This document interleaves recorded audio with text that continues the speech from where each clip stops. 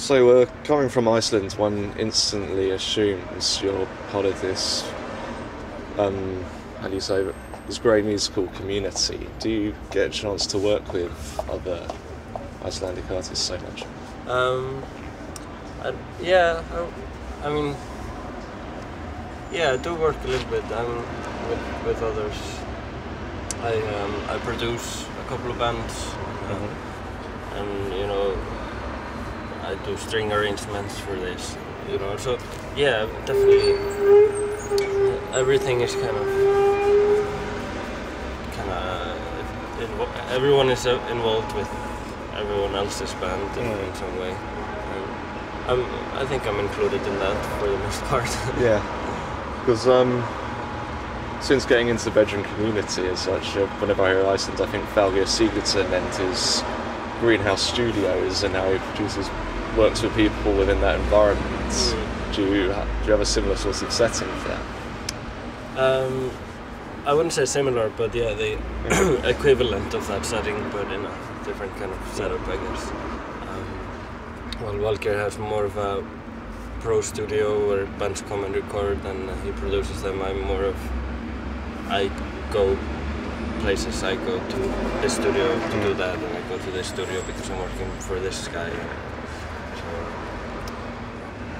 basically the music is just music to me, and it doesn't need a sentence to describe it. You can just listen to it and that's it. But if people really need to talk about it, yeah, then that's the focus, the crossover. Yeah, like you don't really see any specific need to focus on a genre. No, I think that's no. And but for those who do have the need to talk about it, I do like to focus on this mixture between the classical and the rest, basically. Not just classical and pop or classical and this. Classical is always in a corner, and then the rest. You know, it's just either you're classical or you're not. Yeah. It's weird, and I don't like that. Basically, I don't like. Why does classical have to be separate? Why can't it just be another genre like rock or pop or techno or whatever? You know, those are all in the same place, although completely different types of music. And then classical is in another place. So I would like to break that divide and make people realize that it doesn't have to be. Classical music, it can be really inaccessible to those people who are not in that scene, and vice versa. To the classical people, the pop music can be completely inaccessible. So and I really don't like that, and it can also be. It also creates elitism, like especially within the classical scene, which I don't like either. It doesn't have to be. It's almost like racism, you know. It's just different colors, and some people pretend to be better than the others. Why we're just all making music, you know? It doesn't. It's just music. It doesn't have to be anything more to it than that. Yeah, I was actually talking to someone about this last night who's studying classical music, talking about that accessibility, and he just said, but it's not meant to be accessible. It's meant to be closed off so we can all get on with it on our own. Yeah, that's bullshit. Yeah. And your most recent album, They Have Escaped the Weight of Darkness, it's been described as more uplifting than the less sombre themes of your. It's not really a party album though. Yeah. But they say in comparison, your previous album's a bit more sombre, I guess. No, I think that's true. I think, and it was an intention for me. Like, I wanted to make an album kind of in the same style, quite melancholic, but have a positive message in the end. And when you stop listening to it, you don't feel down. You should feel, you know, not necessarily happy, but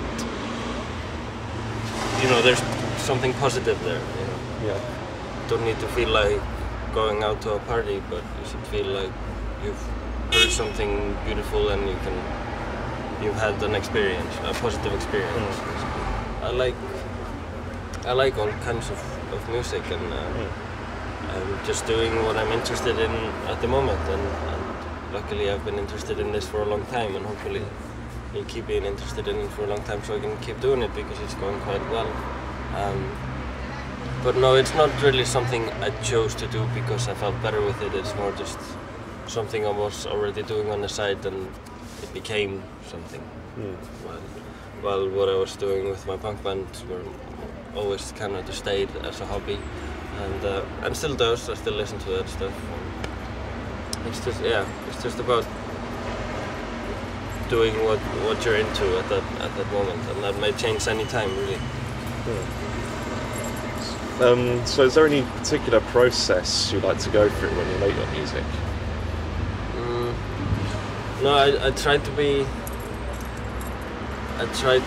as varied as I can when I write, because that's how you get different results. But to be honest, usually I always do the same thing. Yeah. It starts with writing an idea on a piano, usually. The basic idea for the song, the melody or the chord progression or whatever, and then going to the studio and recording that idea, and then piling things around it like the strings and or electronics or whatever, and kind of shaping the songs just as I go. It's usually the process. I mean, I always say that when people ask me, I always say that I try to be really varied. I should really try harder. It doesn't have to be a beautiful venue for it to be a great live experience. Sometimes the best experiences I've had have been horrible venues. Even like not actual venues, just a house show or a show in someone's garden, or I think many of the best shows I've played are like, you know, these live clubs in Eastern Europe or something, that horrible in the basement, very small, really bad PA and no lights. And somehow the atmosphere becomes perfect and really intimate, and I can often, even if it's just 50 people there or something, I can often be the best live experience rather than a 2,000 capacity theatre in London, you know, which can often be just, you know, I wouldn't say it's bad, but it can often just go really wrong because such a big place, such a professional kind of atmosphere can just take the magic of it. I think context is everything, and music is always visual. Like anything you listen to, you're always gonna connect it with what you're seeing at that moment. Like when people often say your music is so visual, I always say all music is visual, even techno, because it's always you're always using your ears and your eyes at the same time. Even if your eyes are closed, you're still imagining things. So the context you hear it in is everything, really. It can change everything. Right. Ólafur Arnalds, thank you very much. Thank you.